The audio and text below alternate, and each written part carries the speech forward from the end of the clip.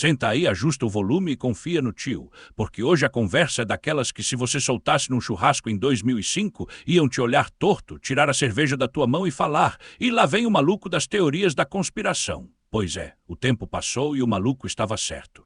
Durante décadas, a expressão teoria da conspiração virou sinônimo de absurdo.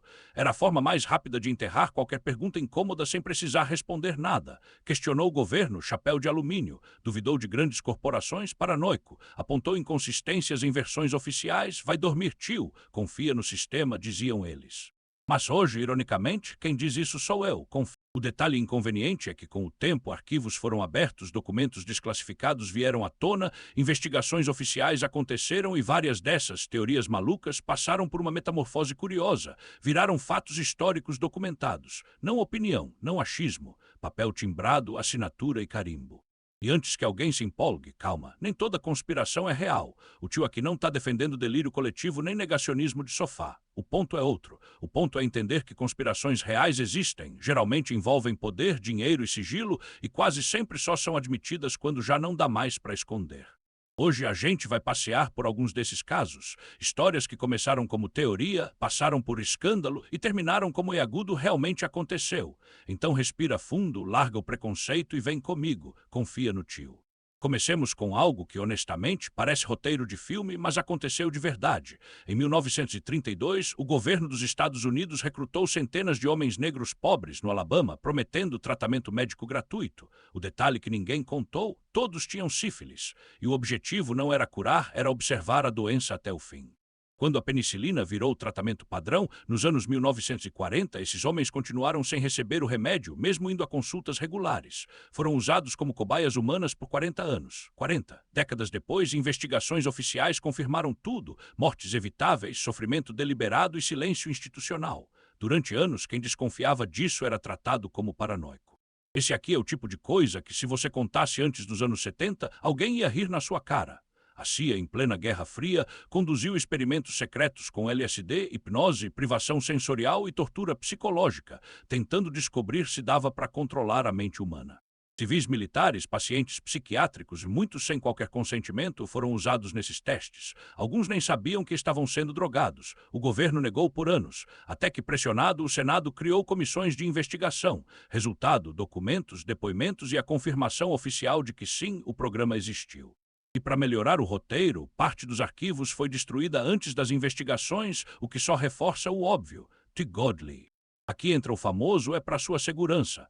O FBI criou um programa secreto para infiltrar, espionar e sabotar grupos considerados subversivos. Na prática, isso inclui movimentos por direitos civis, ativistas contra a guerra e líderes negros. Agora segura essa. Documentos desclassificados mostram que líderes militares do ZEUA propuseram ataques terroristas falsos contra o próprio povo. Explodir coisas, matar civis, culpar outro país e usar isso como justificativa para a guerra. O plano não foi executado e isso sempre é usado como tentativa de minimizar a história. Mas o ponto não é o não aconteceu. O ponto é foi planejado, escrito, aprovado em nível militar e só barrado no topo da cadeia. Durante anos, a ideia de algo assim era tratada como fantasia conspiratória. Depois virou arquivo oficial. Essa aqui foi uma das mais lucrativas. Durante décadas, empresas de cigarro afirmaram publicamente que não havia provas conclusivas ligando fumo a câncer. Enquanto isso, documentos internos mostravam que elas sabiam exatamente o risco e discutiam como esconder. Pesquisas foram enterradas, cientistas desacreditados e campanhas de desinformação financiadas. Quem alertava era chamado de alarmista, até que processos judiciais obrigaram a liberação de milhões de documentos internos. O que antes era teoria virou estratégia corporativa comprovada. Pulamos para o século XXI. Por anos, autoridades garantiram que o governo não espionava cidadãos comuns, que qualquer coleta de dados era limitada, específica e legal, até que um analista chamado Edward Snowden resolveu mostrar os documentos. O que apareceu foi um sistema de vigilância em massa, coletando chamadas telefônicas, mensagens e dados online de milhões de pessoas sem mandado individual. O governo primeiro negou, depois minimizou, depois admitiu. O ciclo clássico. De novo, quem desconfiava antes era chamado de exagerado. Esse caso foi usado como justificativa direta para escalar a guerra do Vietnã. Um suposto ataque a navios americanos serviu de pretexto para intervenção militar em larga escala. Anos depois, documentos e análises internas mostraram que os relatos foram exagerados ou simplesmente falsos. O que sustentou uma guerra inteira começou com uma narrativa oficial frágil, vendida como fato incontestável. Questionar isso na época era antipatriótico. Hoje é história registrada. O padrão que ninguém gosta de encarar.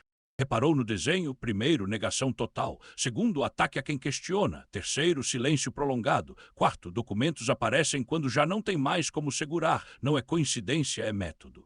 Esses casos não provam que todo mundo mente o tempo todo, mas provam algo igualmente desconfortável. Autoridade não é sinônimo de verdade e história oficial muitas vezes é apenas a versão que sobreviveu até alguém abrir o arquivo certo. E o mais curioso, nenhuma dessas conspirações foi revelada por quem tinha o poder. Foram expostas por vazamentos, jornalistas, comissões forçadas e pressão pública. Transparência nunca veio de graça. Depois de tudo isso, a pergunta inevitável não é como puderam fazer isso, porque a história já respondeu. A pergunta certa é o que a gente faz com essa informação agora.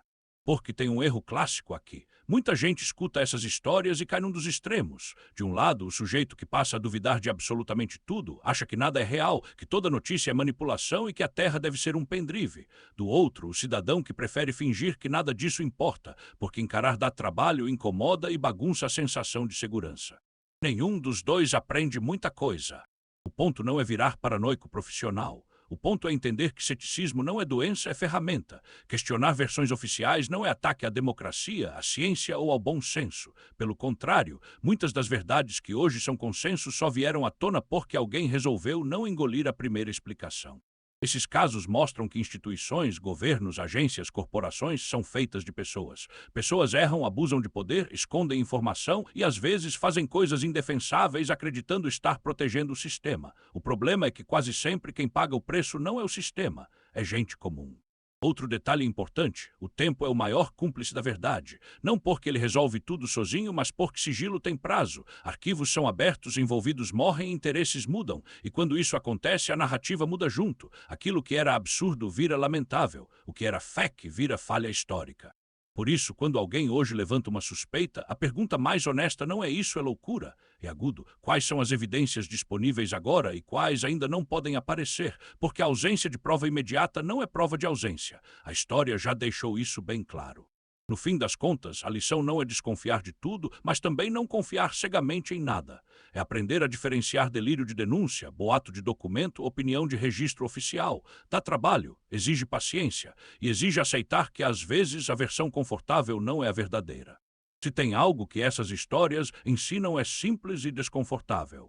Nem toda conspiração é real, mas toda conspiração real começou sendo chamada de mentira.